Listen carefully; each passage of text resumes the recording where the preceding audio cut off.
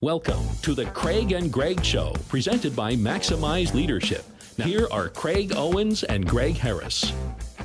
Hey, welcome back. It's another episode of the Craig and Greg Show. I'm Craig. This is Greg. I want to talk to you about a subject that maybe you're saying, I don't want to go there, because we're going to ask you to think back about some of those difficult experiences, some of those hard roads that you walk down. And I'll tell you, one of the payoffs right up front is that there are some lessons that you're going to learn from a hard road that you can't learn any other way. And I kind of think of it this way, Greg, like you already went down that really rough road. You already paid the price for it. You might as well get something for what you paid for. Yeah. And but I think that a lot of times people go, oh, glad that chapter is done. I hope I never have to think about that or do anything with that again. And it might be that you don't want to think about it anymore. But before you kind of put that on the shelf, probably some lessons that you could pull out of there and learn a little something from those bumps and bruises. I would say I probably had those lessons. I was just maybe not very mature or unhumble to, you know what? I'm not going to bring that up. It's not. Sure. There's no power in that pain, and then you find out there really is. Yeah. I've joked in previous episodes, I could probably write a pretty good book on business decisions, sports, life going good. And I've laughed with you. I could probably write a trilogy on the things that didn't go well, mistakes, but those are what you learn from. Yeah. If it goes easy, you don't really reflect much. I'm thinking about March Madness or a Super Bowl, and we made it. We've got this far. Well, you expected to. When you lose, or maybe have a bad half, you're like, okay, I got to look inside, figure out what we're doing wrong. And as leaders, what did you find as the hard road maybe brought you down? You're like, I don't want to go this far, but I guess I have to. Well, I think that for me, where my growth has been is like when I got into something difficult, as a younger leader, my first thought was, how do I get out of this? And I was looking to just like get through it as quickly as I can. As I got older, and it really came from kind of what I said at the top of the episode, was this looking back and going, oh, wait a minute.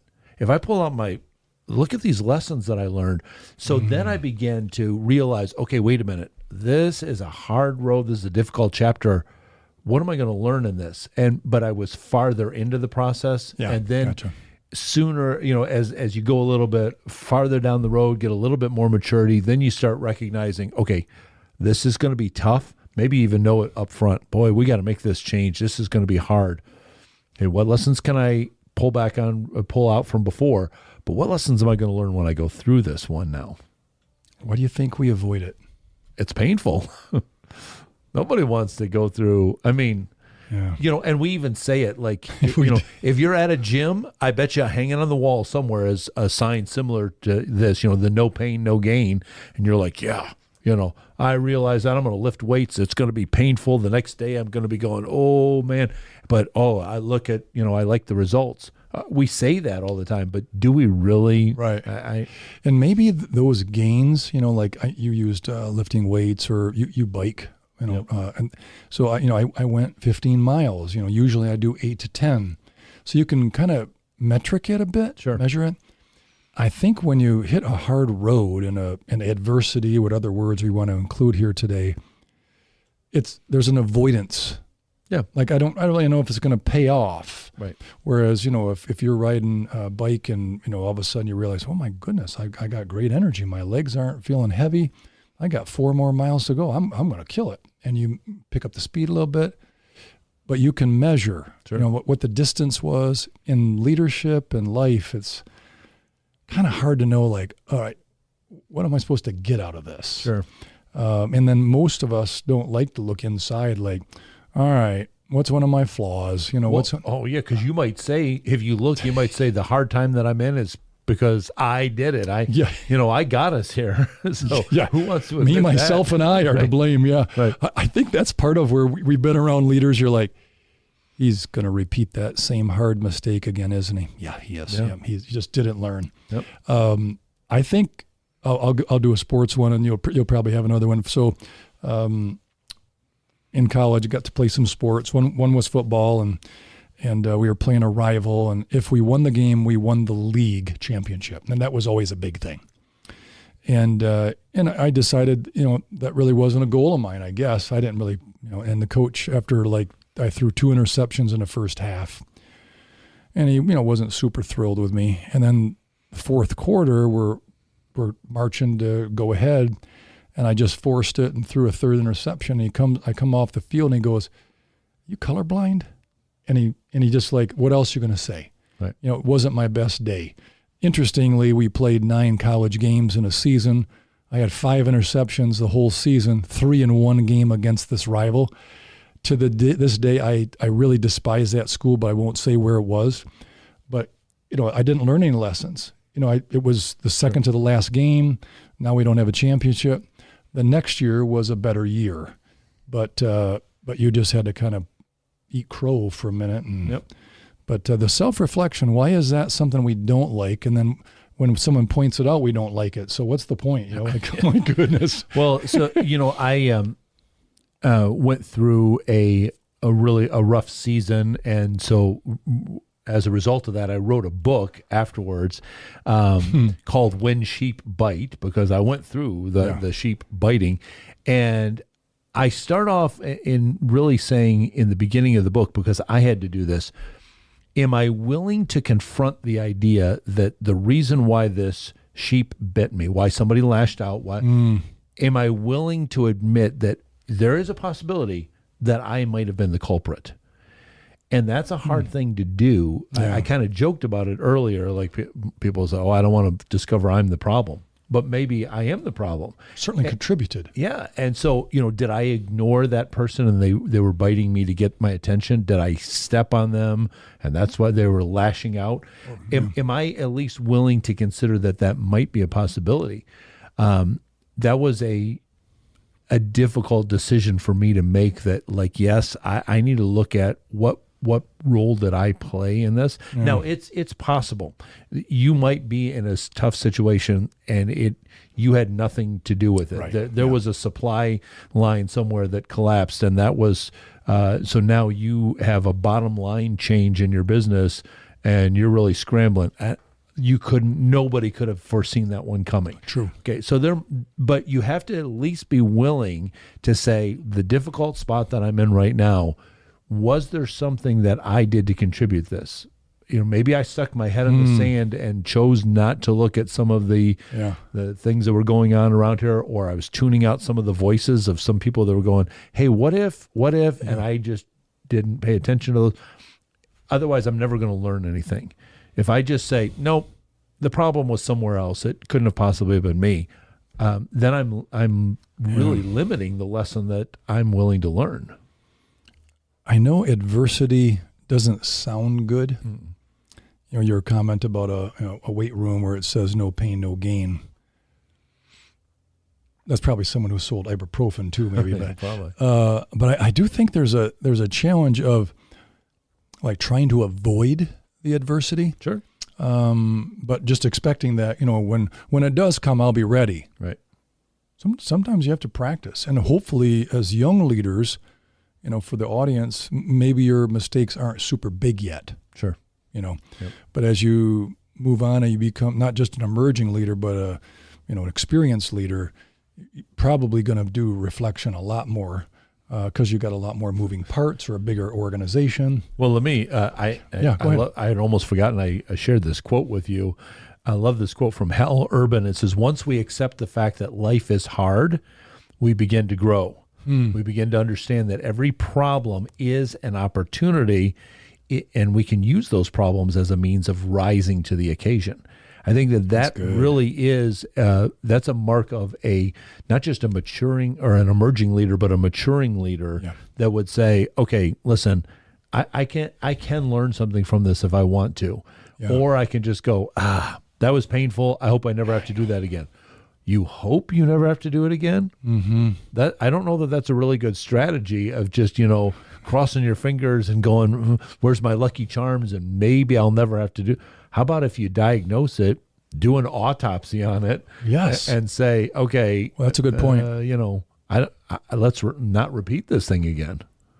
Well, I think society, certainly people around us in our closer circle, not an external way out there, but they're not hoping we make mistakes. Sure, right. If they are, then they shouldn't be in the inner circle. But right. And I've had those. You have had those. Oh, yeah. So he made a mistake again, and they almost go out and celebrate. Yeah. Like, you guys are weird. I don't want to see you struggle. But I remember being a swim coach, swim teacher, worked at a swim club, like a community club for kids, and all right, Jeffy's going to swim across the width of the pool, not the length of the pool. How old is he? 4. All right, go for it. And you could just see his butt sinking, and he's just paddling so hard, not kicking well. And I run over to the other side, and I says, all right, now take your breath and head back, and don't use your arms, just use your feet. It's a slight adjustment. And he did that and swam much easier, and his butt didn't sink. And he ended up being a high school swimmer, not because of me. But the parents were like, well, how'd you teach him that? Well, I just pointed it out. I said, you're just wailing with your arms, and you're getting nowhere, just making splashes. Sure. If you can get your feet up, you've got a longer, stronger leg. And so this kid learned to use his legs, and he became a very good swimmer. I don't take any credit. But I think that's one of the things we do as leaders is, just a slight change, yes, an adaptation at halftime. And then all of a sudden, I'm not going to step on that landmine again. I'm going to avoid that because I hurt people, or I delayed the company's success. But you do, with the hard road, you do have to be willing to kind of swallow a little pride. Yes. You've been around people who maybe expected perfection, and it's not very fulfilling. No, well, even if you did well. And I think that the hard part is that that people don't see the work that goes into it. Ooh. They see you being successful in business. They see different things, and they go, "Oh yeah, I'd love to do that." I'm sure you would. I'm loving where I am too. But here's the hard roads that I had to go down to get here. I had some sleepless nights. I had some bumps and bruises. I had some, where I'm wondering, are we going to have enough money coming in to meet the next payroll? I went through all of those things to get to this spot and learned lessons along the way. But, every ad that you see, when you're flipping through, you're on YouTube or you're wherever, and every commercial that's on TV is just like, hey, we can fix things just like this, just like this, just like this. And you're like, but really, are you really fixing anything? Mm-hmm. And so it's so ingrained in people's minds of this insta success. I'm not picking on you because I don't know if you've made a lot of mistakes in life. Oh, yeah. But what I was wondering is, if you could pinpoint what's one thing that holds you back from really learning from adversity, just your style, like what would be one thing like, I'm doing better now, but that was one of my trip ups. What was it? The big one for me is that I hate to lose at anything. Okay. And so then I have to admit that I lost. Yeah. That's the hard part. I haven't really seen you do that very well around me. Lose? Yeah. No, or just lose, period. I think a lot of people, even if you're not a sports fan, you probably know Lionel Messi, the soccer player. Yeah. I love this quote that he had. He said, I start early and I stay late, day after day, year after year. It took me 17 years and 144 days to become an overnight success. Oh, I like that. And so, I think that an overnight success. People forget, because all of a sudden everybody's buying Messi's jersey. Everybody's talking about him. Everybody's following him. And he's like, man, yeah, he's a great soccer player. Yeah, you know how long it took him to get there? Right. You know how many sacrifices, how many hard lessons that he had to learn because he lost, because he didn't do well. And then he learned from that. And there just is, I said it at the top, and it took me a long time to learn this thing, but there's just some lessons that you can learn in no other way than to go through a hard time. Yeah. You got to walk down that hard road. And there's people that they're like, look at that road. It looks really hard. That hill looks really, I'm going to find a different route. Mm-hmm. A shortcut. Yep. Yeah. I think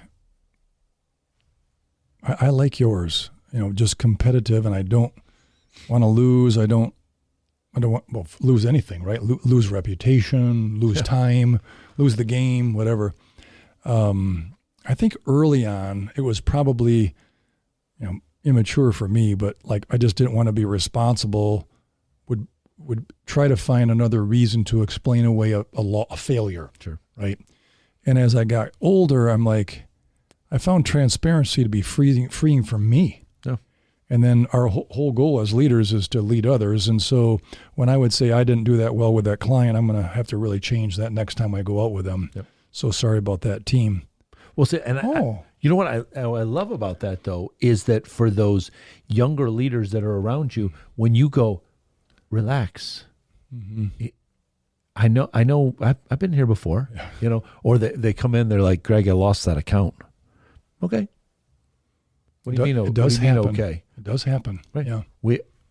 We're going to recover from this. We're going to be fine. And, but if you're so concerned about like, it's got to be win, win, win, and I don't want anybody to see any chinks in the armor. Yeah. Good point. You're not going to learn those lessons. Then you have no lessons to pass on to anybody either. Right.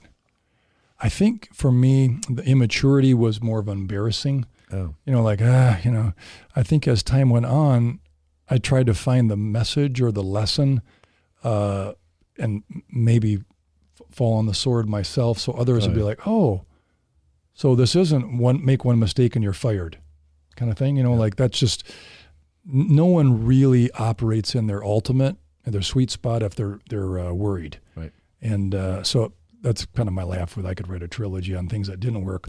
But I think for the audience, Craig, what would be one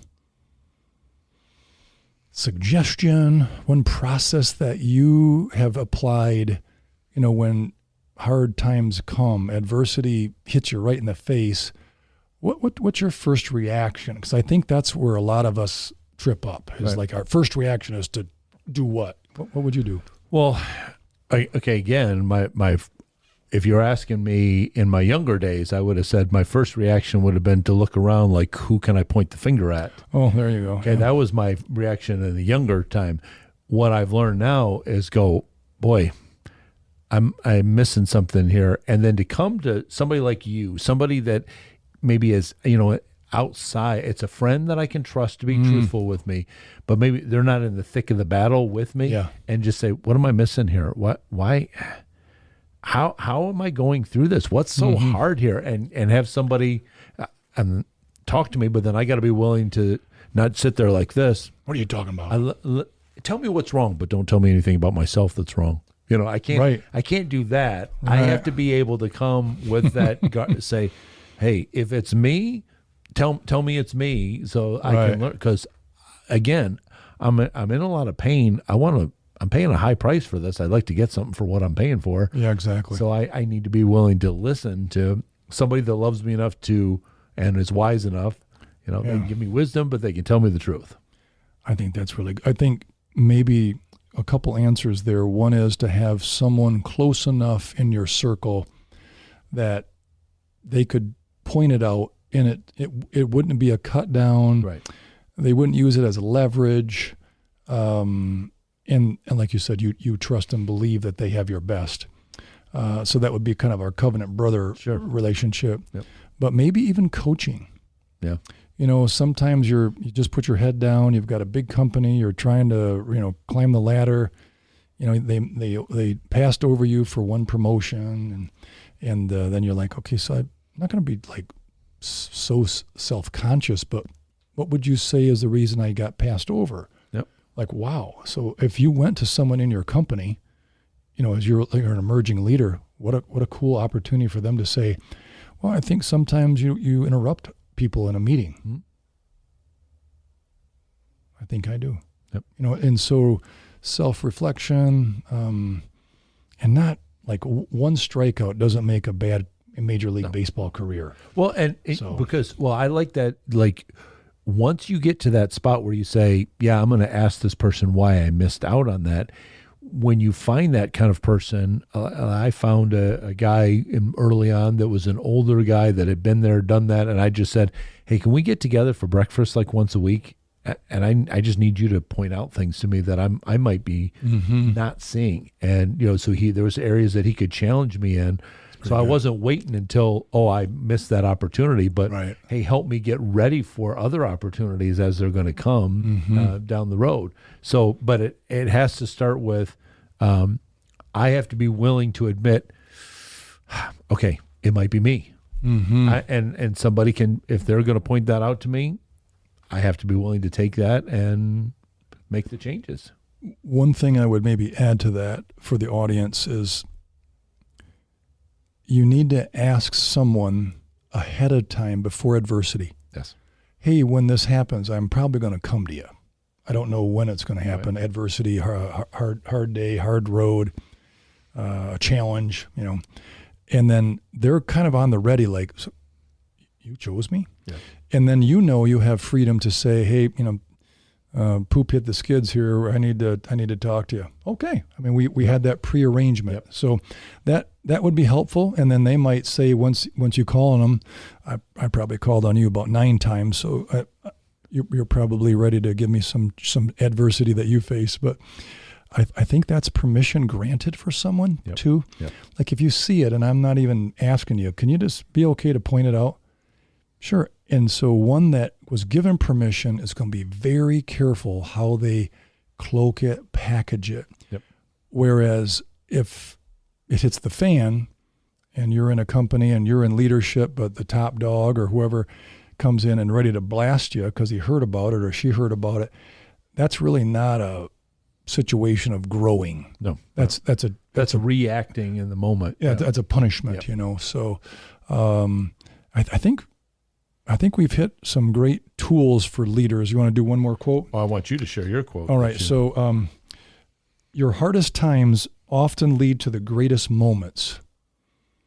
And I thought about just that sentence, and I'm like, yeah, because if it was easy, it really doesn't feel great. Right.